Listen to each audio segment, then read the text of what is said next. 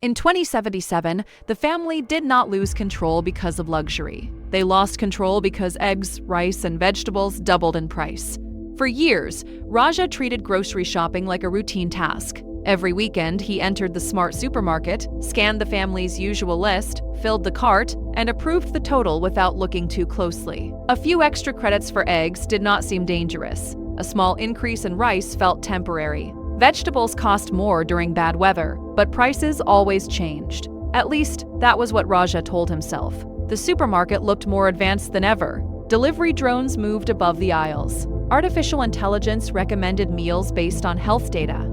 Holographic price tags changed every few minutes according to supply, demand, weather, fuel costs, and district income. The technology was futuristic. The problem was painfully familiar. Each week, the same cart cost more. Raja barely noticed because the increases arrived quietly. 2 credits here, 5 credits there. A smaller package for the same price. A discount that required a paid membership. A family value pack containing less food than it had the month before. Ratu noticed. She planned every family meal and tracked their food budget carefully. One evening, she opened the grocery history and compared their spending across 6 months. The family was buying less food but paying almost twice as much. "Raja," she said, turning the budget screen toward him, "our grocery spending is breaking the plan." Raja glanced at the numbers. "We are buying the same things." "That is the problem," Ratu replied. "The prices are not the same." The following weekend, they went shopping together. Naz pushed the empty cart while Raja opened their usual digital list: eggs, rice, vegetables, chicken, fruit, milk, cooking oil, and the ingredients for Naz's favorite meal. The first warning appeared near the egg section. The holographic price tag flashed red. "Price adjusted due to protein supply shortage." Raja frowned but added the eggs to the cart. Then they reached the rice aisle. Their usual brand had increased again. The cheaper package was smaller and had a limit of 1 per family. Vegetables changed price while they were standing in front of them. A bundle of spinach increased by 3 credits before Raja could scan it. He stared at the tag. "Did the price just change?" Ratu nodded. "That has been happening for months." By the time they reached the final aisle, the cart was only half full. Raja checked the running total and stopped walking. They had already spent their entire weekly food budget. Naz looked inside the cart. "Where is the sauce for my favorite noodles?" Raja searched the list. The ingredients were still there, but buying them would mean removing something else. Ratu quietly deleted the meal from the plan. Naz looked up at her. "Why can't we have it anymore?" Ratu tried to smile. "We can have it another time."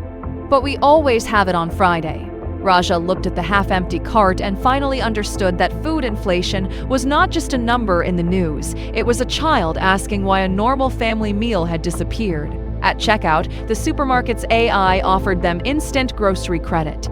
"Take your full cart home today. Pay across 4 salary cycles." Raja almost accepted. The button was bright. The monthly payment looked small. The food was already in front of them.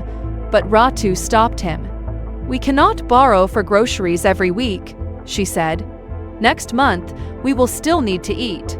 They removed several items and returned home with less than usual. That evening, the dinner table felt different. The portions were smaller, and Raja kept thinking about the grocery credit offer.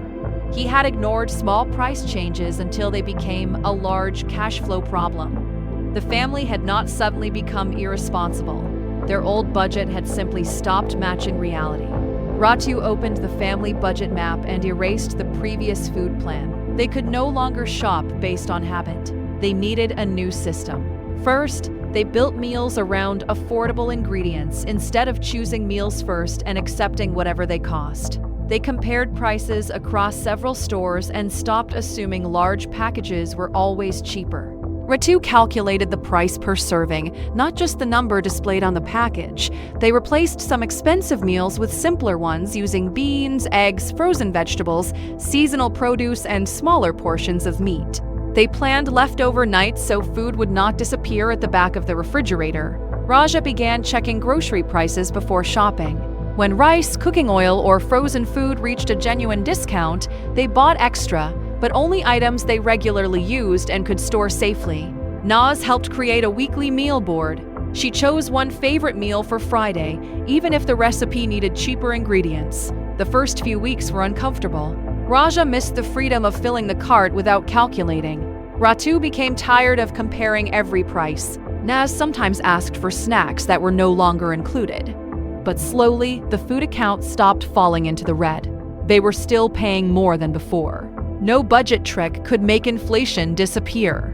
But planning prevented rising prices from controlling every decision. At the end of the month, the family stood in front of their new meal plan board.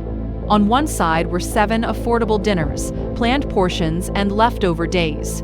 On the other were their bulk buying rules. Buy only what the family regularly eats. Compare the unit price. Stock up only during real discounts.